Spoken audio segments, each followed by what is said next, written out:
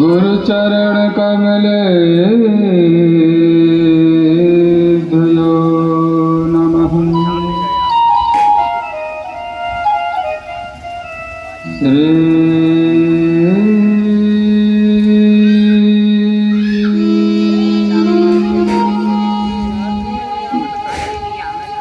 भगवते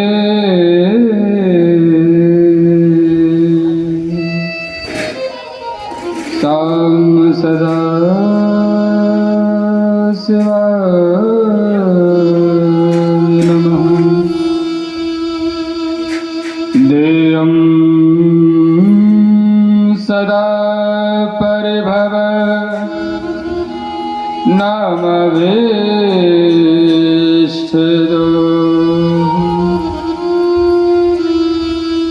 तीर्थास्पदं शिववीरं चनुतं शरणं। वृत्यारथिहं प्रणतपालभवाविपूतं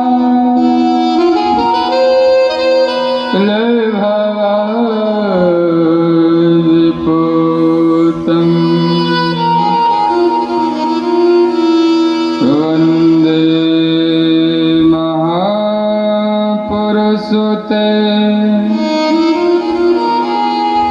चरणारविन्दम्।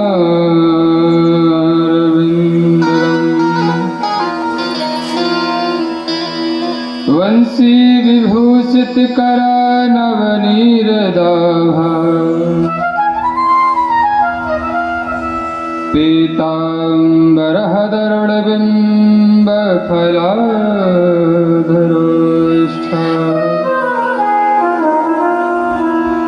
पूर्णेन्दुसुन्दरमुखा दरविन्धनेत्रः कृष्णात् परं किमपि त्वमहं न जाने। नारायणं नमस्कृत्य नरं चैव नरोत्तमं देवीं सरस्वतीं व्यासं ततो जयमुदीरये। अज्ञानतिमिरान्धस्य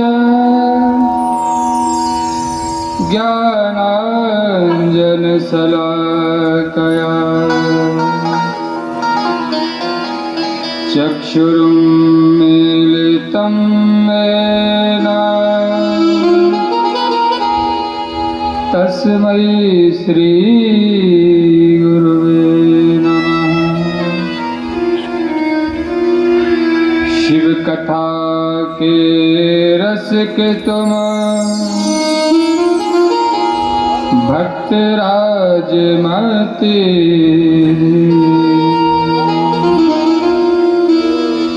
आय सुवासन लीजिए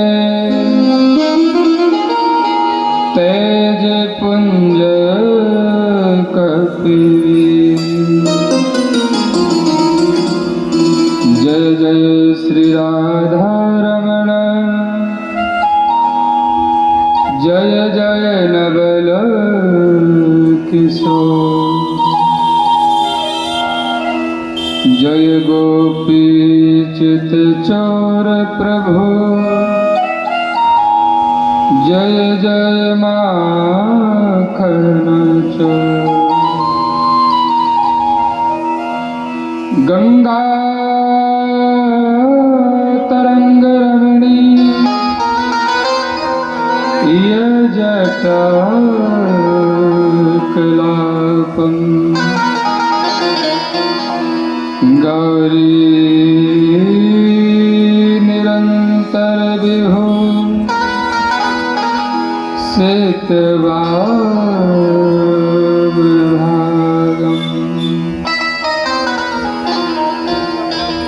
नारायणप्रियमदङ्गमदापहारम् वाराणसीपुरपतिं भज विश्वनाथम् करचरणकृतं वा कायजं कर्मजं वा श्रवणनिजं वा मानसं वा पराधाम् गीतमवितं वा सर्वमेकस्मस्व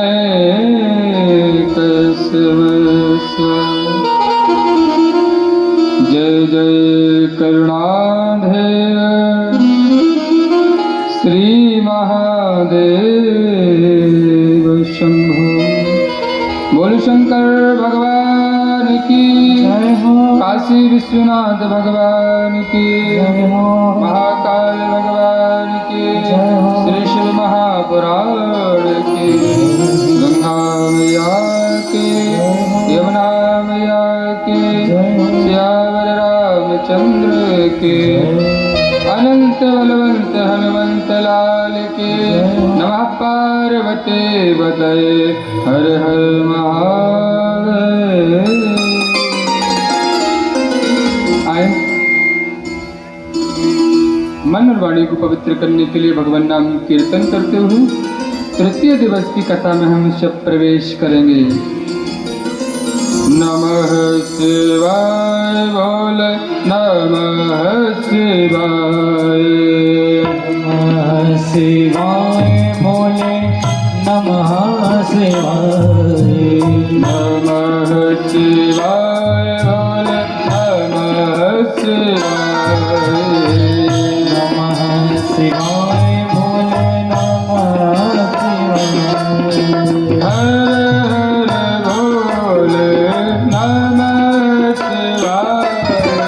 हर हर बोले नमः शिवाय। हर हर शंभो नमः शिवाय। हर हर शंभो नमः शिवाय। नमः शिवाय बोले नमः शिवाय। नमः शिवाय बोले नमः शिवाय। हर हर शंभो नमः शिवाय।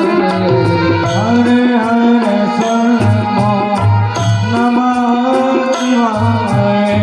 हर हर बोले नमः शिवाय। हर हर बोले नमः शंकर भगवान की जय हो।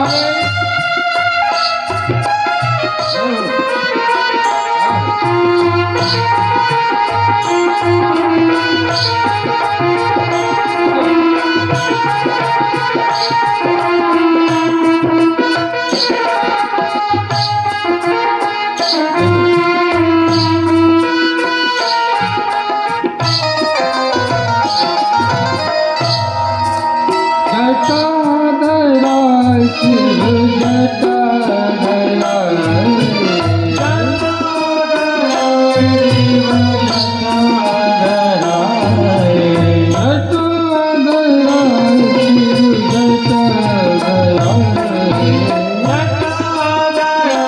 शिव जटाधराय।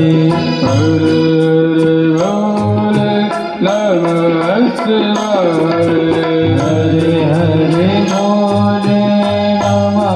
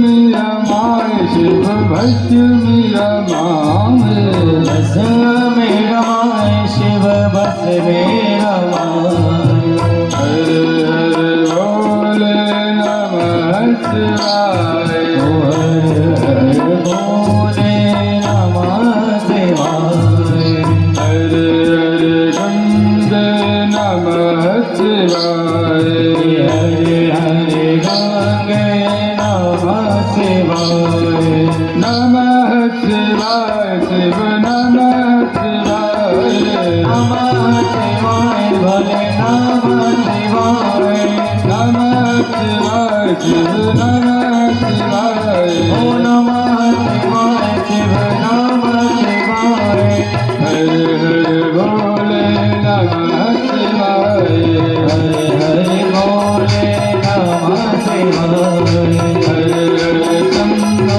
नमः शिवाय हरे हरे शंभो नमः शिवाय हरे हरे गंगे नमः शिवाय हरे हरे गंगे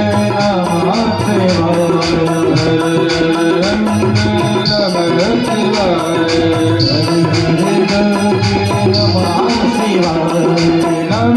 शिवाय शिव नमः शिवाय ओ नमः शिवाय शिव नमः शिवाय नमः शिवाय शिव नमः शिवाय नमः शिवाय शिव नमः शिवाय नमः शिवाय शिव नमः शिवाय नमः शिवाय शिव नमः शिवाय हरे बोले नमः शिवाय हरे हरे बोले नमः शिवाय हरे बोले नमः शिवाय हरे हरे बोले नमः शिवाय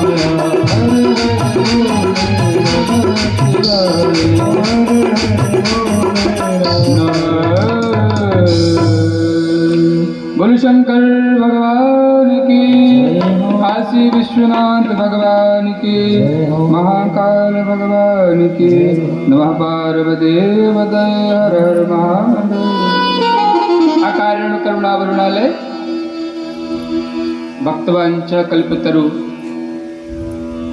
भगवान भूत भावन श्री भोलेनाथ की वामांगमयी मूर्ति श्रवण करने पधारे समस्त भक्तवृंद श्रद्धामयी माताएं उन सभी के हृदय में विराजमान इस परम पिता परमात्मा के श्री चरणों में व्यासपीठ की ओर से सादर प्रणाम। जय श्री राम। नर्मदे हर मंच पर विराजमान हमारे विद्वत वरेण्यम एवं शिव महापुराण के रथ रूपी जो सारथी बने हमारे संगीत के व्रत आचार्य आदि उन सबके हृदय में विराजमान उस परम पिता परमात्मा के श्री चरणों में कोटि सा प्रणाम। जय श्री राम। नर्मदे हर। आज तृतीय दिवस की कथा में हम सब लोग प्रवेश कर रहे हैं। 3 दिन कैसे निकल गए इसका कोई पता नहीं चला। कहते हैं खुशी के समय को पता नहीं चलता कितनी जल्दी निकल जाते हैं। 3 दिन हो गए हैं, 5 दिन और शेष बचे हैं। 8 दिवसीय आयोजन है। प्रतिवर्ष के अनुसार भगवान भोलेनाथ की अकारण कृपा की उन्होंने और पुनः इस दास को सौभाग्य प्रदान किया। तृतीय वर्ष कथा का और आज तृतीय दिवस हम सब लोग प्रवेश कर रहे हैं। कल हम सब लोगों ने बड़े दिव्य भगवान भोलेनाथ की उत्पत्ति की कथा सुनी, शिवलिंग का प्रादुर्भाव की हमने कथा सुनी है। अब भैया जब शिवलिंग हो गया, देखो अभी 5 बजे घड़ी देख के आते हैं सब लोग। जब 5 बज गए और आरती होने के लिए थोड़ी टाइम 1 आध घंटा बचा तो चलो चल दे। और फिर कहते हैं कथा बिल्कुल जल्दी जल्दी कर जाते हो। अगर आप 2 बजे आके बैठ जाओ तो कथा भी आराम से हो। लेकिन हाँ, हम तो भैया भगवान भोलेनाथ सुन रहे हैं और आप लोग वो जो बैठे हैं वो सुन रहे हैं बस। क्योंकि हमने कल आपको बता ही दिया था, अगर कोई अच्छा श्रोता है तो भगवान भोलेनाथ है। क्योंकि एक बार त्रेतायुग माही शंभु गए कुंभज ऋषि पाई। कुंभज ऋषि क्या जाते हैं भगवान भोलेनाथ जब कथा सुनना होती है तो एक बार त्रेतायुग पाही शंभु गए कुंभज। अगर कोई अच्छा श्रोता है तो भगवान शिव है, और जब वक्ताओं की बात आती है अगर कोई अच्छी कथा सुना के जानता है तो भी भगवान शिव है, क्योंकि अरहंड सिर उमा को भवानी को कथा भगवान भोलेनाथ सुनाते ही रहते हैं। तो भैया कोई सुने और चाहे ना सुने भगवान भोलेनाथ सुन रहे हैं और बुलवा भी वो ही रहे हैं और सुन भी वो ही रहे हैं,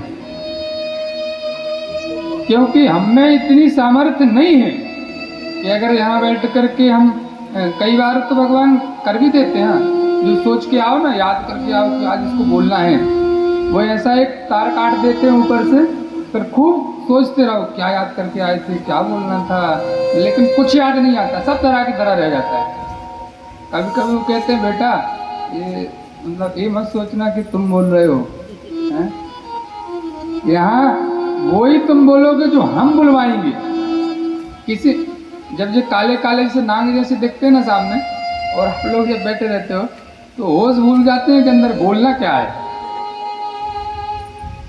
लेकिन उन्हीं की कृपा है। एक भक्त ने कह दिया है कृपा की न होती जो आदत तुम्हारी और सुनी ही रहती अदालत तुम्हारी। गरीबों के दिल में जगह तुम न पाते तो किस दिल में होती इबादत तुम्हारी। तो सब उसी की कृपा है। तो भैया कोई सुने और चाहे ना सुने, हम तो सुन रहे हैं, भगवान भोलेनाथ सुना रहे हैं, जो कृपा कर रहे हैं वो वही हम सुना रहे हैं, वो खुद बैठ करके सुन रहे हैं, यहाँ सामने भी बैठे हैं, यहाँ भी बैठे हैं, अंदर ही बैठे हैं, हर जगह है वो। हरि व्यापक सर्वत्र समाना, हरि व्यापक सर्वत्र समाना, हरि व्यापक सर्वत्र समाना, हरि व्यापक सर्वत्र समाना। प्रेम से प्रगट होए मैं जाना, प्रेम से प्रगट होए मैं जाना। हरि व्यापक सर्वत्र समाना, हरि व्यापक सर्वत्र समाना। हर जगह है वो, हर जगह भैया वही सुन रहे हैं और वही सुना रहे हैं। और लेकिन एक बात है, अगर प्रेम से सुनाओ और प्रेम से सुनो, बस दो ही चीजें। क्योंकि एक ने कहा है कि पत्थर न सुनता है फरियाद किसी की, एक विडम्बना भी है, एक आ जाती है बात के बीच में बोलना पड़ता है। कथा सुनाने वाले का मन भी तब लगता है जब थोड़ी भीड़ भाड़ हो अच्छी, है ना? तो श्रद्धा विश्वास रूप हम निवेदन कर रहे थे कि पत्थर न सुनता है फरियाद किसी की और मेहनत न जाती है बर्बाद किसी की। अगर तुमने उस पत्थर पर सही लो लगाई होगी तो एक दिन तेरी उसी पत्थर पर ही सुनवाई होगी। तो भाव और प्रेम से भैया 5 दिन और बचे हैं, बढ़िया 3 दिन निकल गए, 5 दिन और बढ़िया आनंद में निकलेंगे, हैं? हमने कल भगवान शिव की शिवलिंग का पूजन की विधि हम आपको बता रहे थे। कल तो ये पता लगा ही गया था कि शिव का जो लिंग है पूजन उनकी नहीं शिव की होती, वो शिव स्वरूप है, क्योंकि भगवान राग थोड़ा चेंज करते हैं। बोल शंकर भगवान की।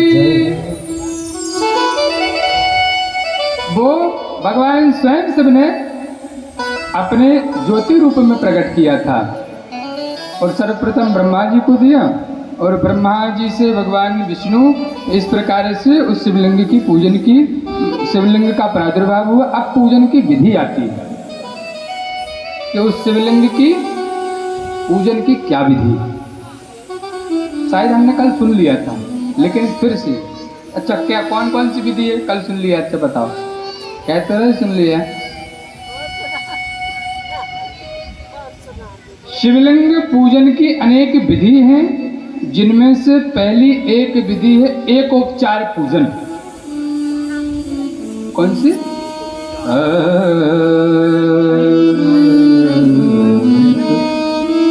एक उपचार पूजन है। आपके पास कुछ नहीं है, बस प्रेम से आप हाथ जोड़ लो और बस भगवान को नमस्कार कर लो। ये तो हो गई एक उपचार पूजन। नमः सर्वहितार्थाय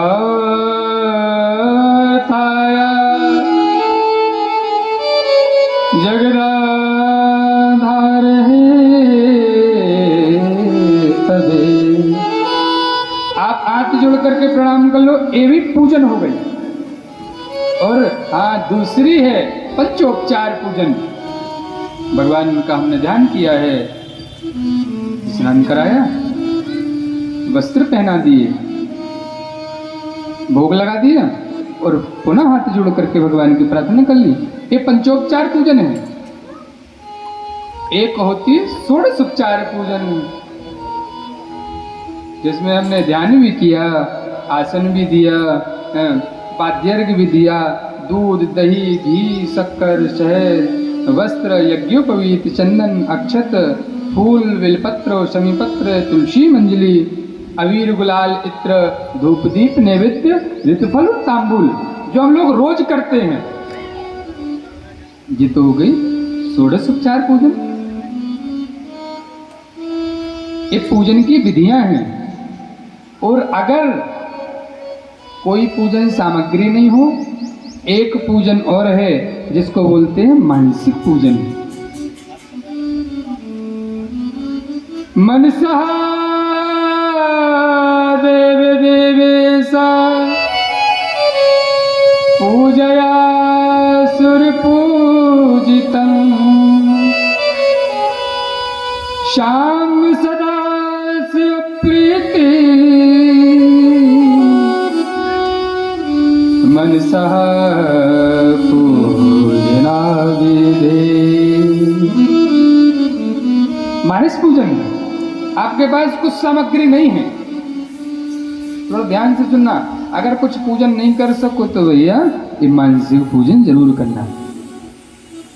कुछ नहीं है आपके पास, जल भी नहीं है, वस्त्र भी नहीं है, दूध भी नहीं है, फूल भी नहीं है, बढ़िया आप नेत्र बंद किए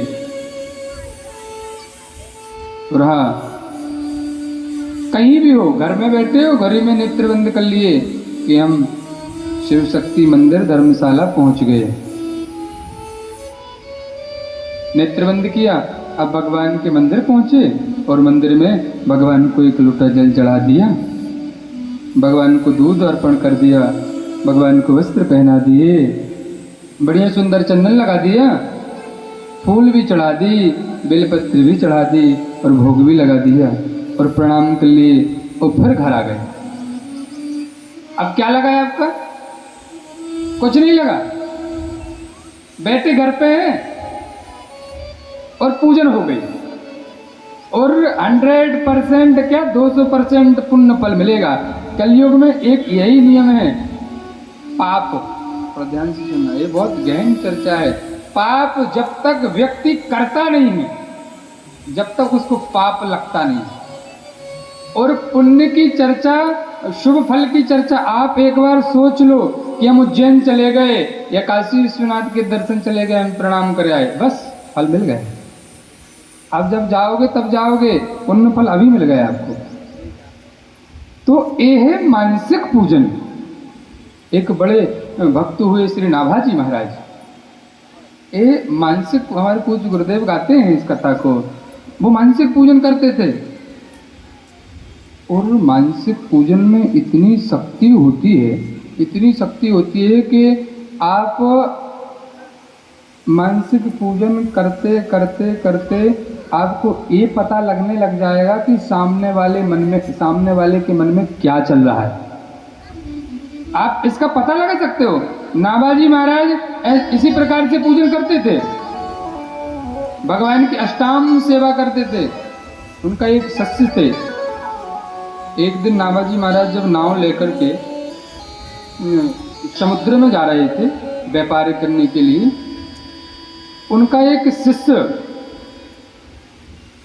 क्षमा करें, उनका एक शिष्य नाव में धन भर करके व्यापार करने के लिए जा रहा था। देखना, उनको उसको यहाँ गुरुजी को पता लगा कि शिष्य हमारे संकट में हैं और नाव से बड़ा धन ले जा रहा है और तूफान में नाव डूबने वाली है। ये मानसिक सेवा कर रहे थे, मानसिक पूजन कर रहे थे। जैसे ही देखा कि शिष्य संकट में है, इन्होंने नेत्र बंद किया कि प्रभु आज की जो मानसिक सेवा से जो भी पुण्य हमको अर्जन हो वो पूरा हमारे शिष्य को मिल जाएगा। तो मानसिक पूजन के लिए सबसे पहले क्या जरूरी है? शिव महापुराण कहते हैं आहार शुद्धि मन से इंद्रिय। मानसिक पूजन हो और चाहे क्रियात्मक पूजन हो, आहार की शुद्धि बड़ी जरूरी होती है। कल भी हमने शायद आपको निवेदन किया था, ए भैया मत मार रे, ए लाला। हाँ, इनकी भी बड़ी विशेषता है। इसी कलयुग में एक भक्तमाल का ग्रंथ है, भक्तमाल का कलयुग में ये लिखा है, स्मरण नहीं आ रहा है संत का। उन्होंने बढ़िया टिक्कड़ बनाई और रोटी सेक करके रखे, भगवान को भोग लगाए, ठाकुर जी को भगवान को भोग लगाए, बढ़िया सुंदर घी लगाया, उसमें मक्खन लगाई और थाली में लगा के रखे। इतने में एक आए थे कुत्ता और रोटी लेकर के भाग गए। तुकाराम जी, हाँ, ये कलयुग के बड़े दिव्य संत हुए। उन्होंने देखा कि कुत्ता रोटी ले जा रहा है, वो कुत्ता के पीछे ही भाग लिए। अरे महाराज रुक तो जाओ, अभी थोड़ी और उसमें मक्खन लगाना था, आप तो सिर्फ रोटी लेके भाग गए। अरे और भी व्यवस्था है, बढ़िया मिश्री है, बढ़िया सब, कुत्ते के पीछे भाग गए। तो पता नहीं किस वेश में प्रभु नारायण आ जाए, वो कुत्ते ही में भगवान देख ली। तो ऐसा है, निवेदन कर रहे हैं आपको कि आहार की शुद्धि। वाह। तो सर्वप्रथम कोई भी पूजन, कोई भी कथा सुनने के लिए आहार की शुद्धि बड़ी जरूरी होती है, क्योंकि जब आहार शुद्ध होता है तो हमारा मन शुद्ध होता है, और जब मन शुद्ध होता है तो पूजन में मन भी लगता है। और फिर जितासनो जितश्वासो जित संगो जितेन्द्रियः स्थूले भगवतो रूपो मने मनः संदार एक। इस प्रकार से भैया आहार की शुद्धि के बाद भगवान की दिव्य पूजन करना चाहिए। और हर जगह सिया राम में सब जग जानी, करहूं प्रणाम जोड़ी जुग पानी। हर किसी में प्रभु का दर्शन करें। देखो भक्ति भी दो प्रकार की होती है। पिताजी को खूब मानते हैं, माता का खूब मानते हैं, लेकिन माता की नहीं मानते। ये पिता को तो खूब मानते हैं, अरे पिताजी तो हमारे भगवान हैं, लेकिन पिताजी की नहीं मान रहे। भैया अगर पिताजी को मान रहे तो पिताजी की भी मान लो तो कल्याण हो जाएगा। लेकिन उल्टा होता है, पिताजी का तो हम खूब प्रणाम कर रहे हैं, पिताजी कह रहे बेटा सुपारी नहीं खाया कर, पान नहीं खाया कर, नहीं वो चीज़ नहीं, पिताजी खूब मान रहे। तो भैया कथाएं बड़ी विशेष हैं और बहुत बृहद हैं। अब ज़्यादा आज विलंब से थोड़ी कथाएं होती हैं, ज़्यादा चर्चा तो नहीं करेंगे, लेकिन यहाँ पर शिव महापुराण कह रही है कि पूजन तभी सार्थकता है जब हम शव में चलते फिरते व्यक्ति में भगवान का दर्शन किया करें। सिया राम में सब जग जानी, करहु प्रणाम जुग जुग पानी। जिस दिन हम चलते फिरते इन मूर्तियों में भगवान का दर्शन करने लगेंगे, उस दिन भैया हमारी भक्ति सार्थक हो जाएगी। अब आप सोचोगे, देखो अंदर जो मूर्तियां बैठी हैं, मान लो देवी जी की है, या ये बैठी हैं, या ये भगवान बैठे हैं, इनको किसने बनाया? किसने बनाया बताओ, किसने बनाया? नहीं, हम लोगों ने नहीं बनाया, हम लोगों में से किसी ने बनाया। हो सकता है जयपुर के कलाकार ने बना दिया हो सकता है बेड़ाघाट के कलाकारों ने बना दी हो। किसने बनाया? हम ही लोगों में से किसी ने बनाया। लेकर के इनको किसने आया यहाँ? हम लोगों ने लाया। मूर्ति में प्राण प्रतिष्ठा किसने की? हम लोगों ने की। लेकिन हमको किसने बनाया? ऊपर वाले ने बनाया। तो इस प्रकार से जब हम इन ऊपर चलती फिरती मूर्तियों में जब हम एक सा, जैसे हम भैया भगवान की मूर्तियों को पूजन करते हैं, इन चलती फिरती मूर्तियों को पूजन करने लग जाएंगे, प्रणाम, किसी से ना द्वेष न किसी से बैर, उस दिन भैया निश्चित आप मान लो कल्याण हो जाएगा। लेकिन गांव में ज्यादा चलता है, उसने हमको बुलाया नहीं, हम बोलने वाले नहीं, 2-2 महीना बात नहीं करे, अब दुश्मनी बिल्कुल। तो ये चीजें नहीं होना चाहिए। हर जगह प्रभु का दर्शन होने लग जाए, वो भक्ति भैया सार्थकता है। और हर जगह भगवान का निवास है, ऐसी शिव महापुराण कहती है। और यहाँ नदियों का भी है, वर्णन है कि गंगा में हर कंकड़ में शंकर, नर्मदा के हर कंकड़ में शंकर। बड़ा दिव्य कथा है, एक सुंदर भाव है। हम उसको श्रवण करते हुए आगे कथा श्रवण करते हैं। जिस देश में तू, जिस भेष में तू, तेरे नाम अनेक तू एक ही है। जिस देश में तू, जिस भेष में तू, तेरे नाम अनेक तू एक ही है। देखो, ये गाने बस से कुछ नहीं होता कि हम लोग गा दिए, आप लोग सुन लिए और ताली बजा दी और यहाँ से गए। और फिर कल हमारे खेत में की गैया घुस गई थी, दूसरे दिन लट उठा के होकर घर पहुँच गए कि तेरे हमारे खेत में तेरी गैया हमारे इतना गेहूँ खा गई। और फिर वही कह भी रहे, जिस देश में तू, सिया राम में सक जग जानी, हरि व्यापक सर्वत्र समाना, जान सब रहे। जिस देश में तू, जिस भेष में तू, तेरे नाम अनेक तो एक ही है। जिस देश में तू, जिस भेष में तू, तेरे नाम अनेक तो एक ही है। तेरे नाम अनेक तो एक ही है। तेरे नाम अनेक तो एक ही है। जिस देश में तू, जिस भेष में तू, जिस देश में तू, जिस भेष में तू, तेरे नाम अनेक तू एक ही है। तेरे नाम अनेक तू एक ही है। तेरे नाम अनेक तू एक ही है। तेरे नाम अनेक तू एक ही बोल है। शंकर भगवान की जय। प्यारे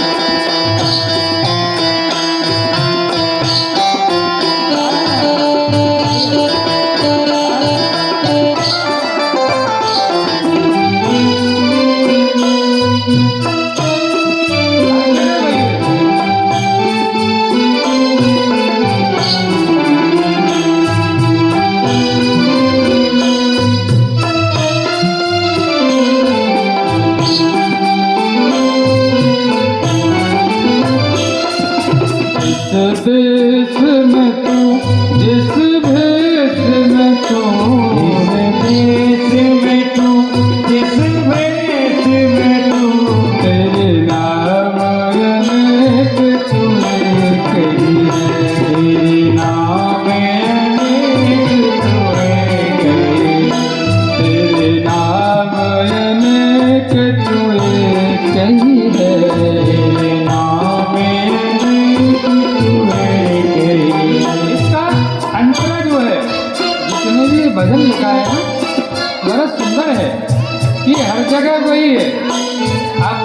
देखा होगा जब जल गिरता है, पहले वो जल समुद्र से भाप के रूप में चला जाता है। जल वही है, भाप के रूप में वो उड़ जाता है और आकाश में एकत्रित हो जाता है और फिर आकाश से वही जल वर्षा करके गिर जाता है। बड़ा सुंदर भाव है। पानी से उठा बादल बन के, पानी से उठा बादल बन के, पानी से उठा बादल बन के, पानी से उठा बादल बन के, बादल से फटा बरसा बन के, बादल से फटा बरसा बन के, बादल से फटा बरसा बन के, बादल से फटा बरसा बन के, वर्षा बन के वो जल नीचे गिर गया तो क्या होता है? फिर नहर बना नदिया गहरी, नहर बना नदिया गहरी, नहर बना नदिया गहरी, नहर बना नदिया गहरी, तेरे नाम अनेक तूने कही है। देश में तू अनवेश में तू, तेरे नाम अनेक तूने कही है। देश में तू जिस वेश में तू, तेरे नाम अनेक तूने कही है। तेरे नाम अनेक तूने शंकर भगवान की जय हो।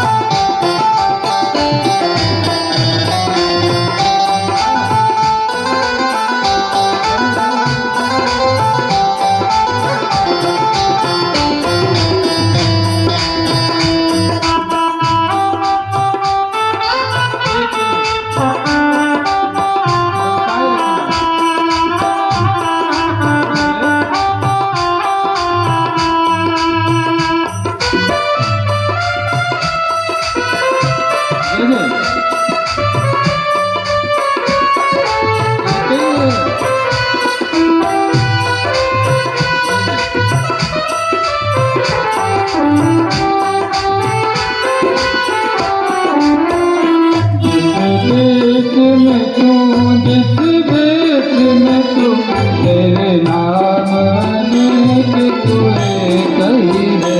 तेरे नाम अनेक तूने कही है। तेरे नाम अनेक तूने कही है। तेरे नाम अनेक तूने कही है।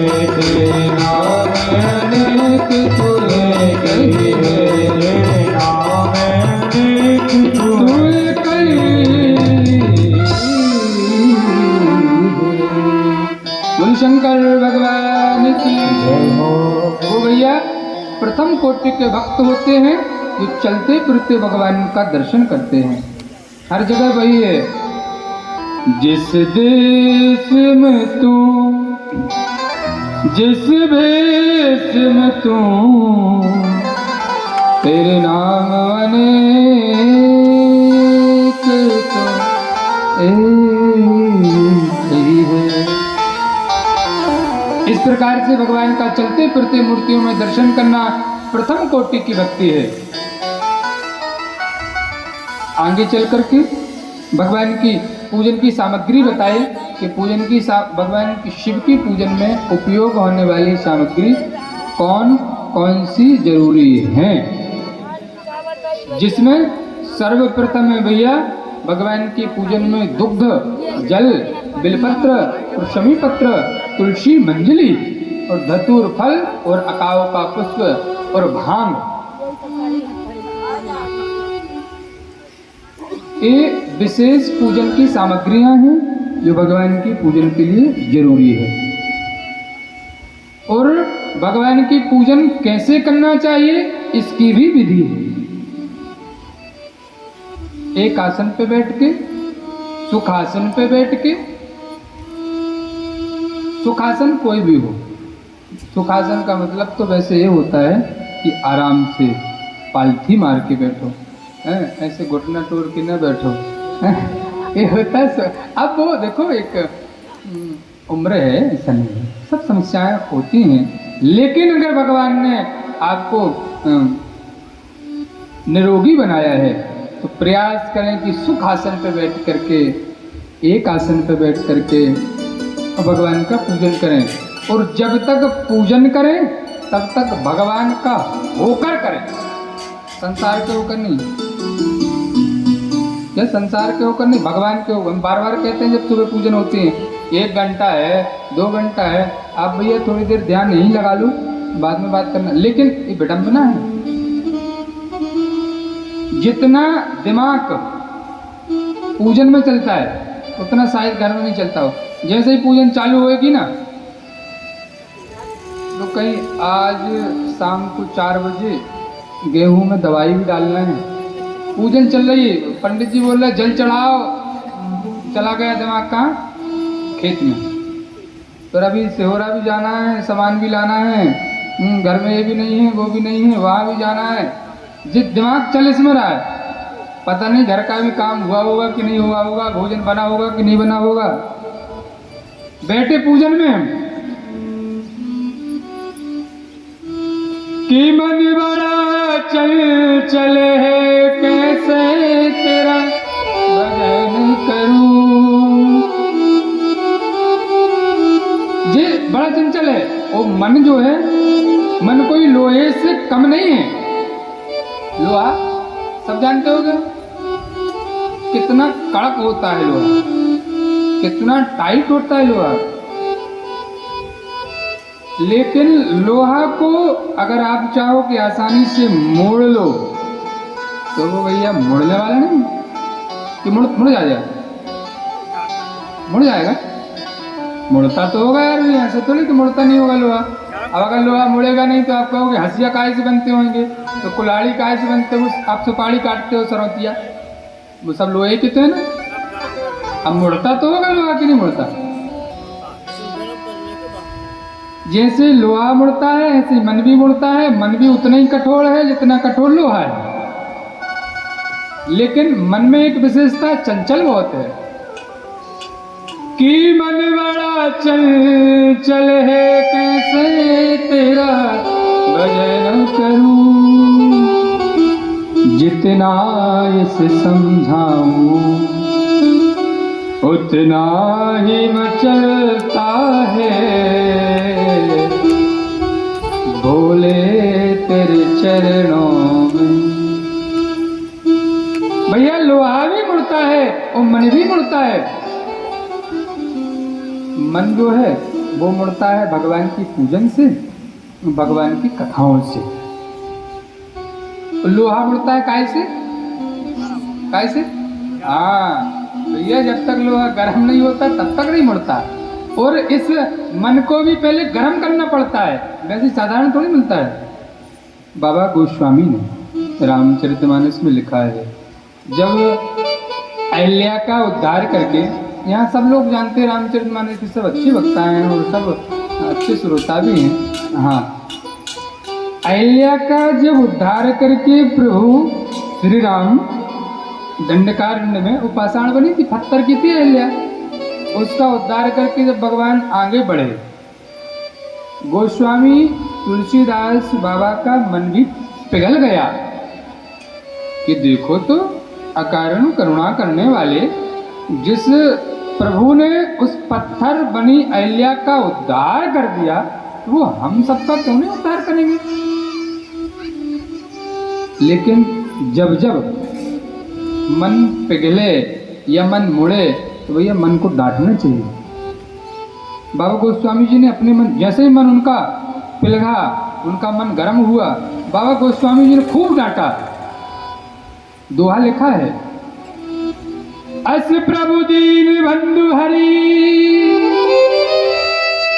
कारण रहे दया,